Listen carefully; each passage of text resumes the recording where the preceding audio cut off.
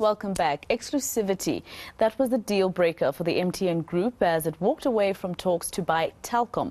The deal would have created South Africa's largest mobile phone operator. In a SENS statement to shareholders, MTN says Telkom was not in a position to provide MTN with assurance around exclusivity.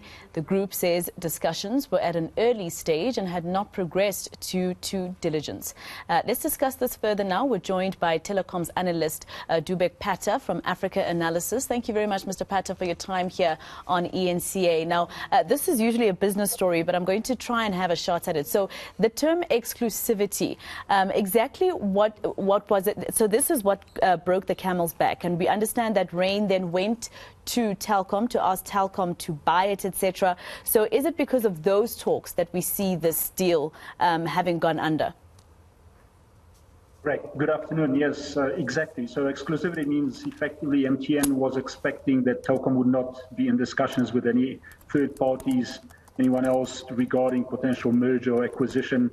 There were at least one deal, or let's not call it a deal, it's an approach from Rain as another operator to Telkom that came after MTN approached Telkom. And Telkom did enter into initial, I think, probably very superficial discussions with Rain. There was also an offer from an entity called Toto Consortium for the government stake, just over 40% of the Telkom shares owned by the government of South Africa. So there was another approach which probably didn't really go anywhere. So there was at least another party in the form of Rain that was in initial, let's say, exploratory, very early stages discussion with Telkom, and Telkom was not prepared to put that aside and talk exclusively to MTN. So effectively MTN indicated that it's stepping back, no longer interested in any discussions regarding an acquisition or a merger with Telkom. It could be a strategy on the part of MTN, just signaling to Telkom, look, we are serious. You know, it's we've done this a couple times before where we've been in discussions regarding M&A activity between the two companies that are two companies. We're still interested, but you need to terminate any discussions with Rain. So Telkom shares went down by about 20%. Is this an indication that investors actually wanted this deal to succeed? Most likely. I mean, Telkom's performance has not been all that great over the years, and it has been declining more recently as well in its performance. And the big driver to date has been the mobile segment, mobile unit, Telkom Mobile, a big driver of Telkom's success and revenue at the group. That has also started to decline in its growth more recently for a couple of different reasons.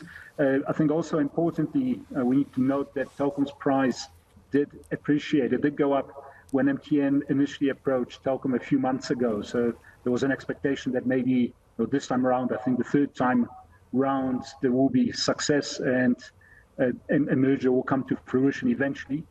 So Telkom's share price did appreciate, now depreciated. It actually fell further than what it appreciated a few months ago. So essentially, Telkom loses this because it omitted, and now it stands a chance of losing not only MTN, but Rain as well.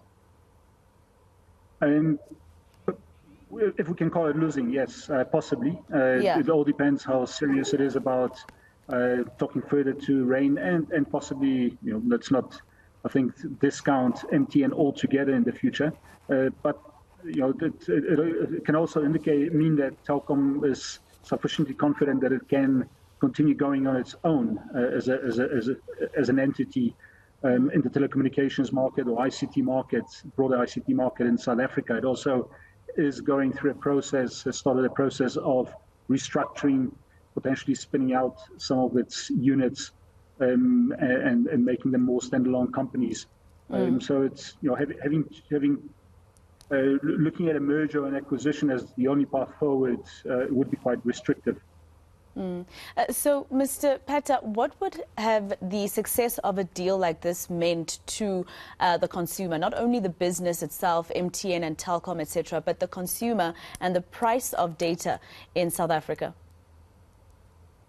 There are probably two levels to it. One is, one could argue it is going to take an operator, a big operator out of the market, one of the big 4 or 5, and therefore competition at retail level would decrease. I think what needs to be noted, importantly, is that we have been moving into a very infrastructure-intensive environment in the telecommunications space, particularly with the emergence of 5G, the 5th generation mobile technology, and that requires effectively a lot of fiber for the backhaul, fiber cabling deployment in the future to backhaul traffic, to move traffic from one point to another, because with this new 5G technology, consumers and businesses will be generating a lot more data than what we have been generating to date, even though data generation and consumption has been growing quite exponentially.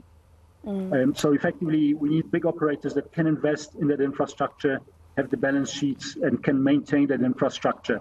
I think what would need to happen is, from a regulatory perspective, ensure that the large operators in the market, such as MTN and Telkom combination, would not abuse that position, but would use that infrastructure to enable greater retail competition. So the retail service provider environment would grow, and that growth could take place through mobile virtual network operators, for instance.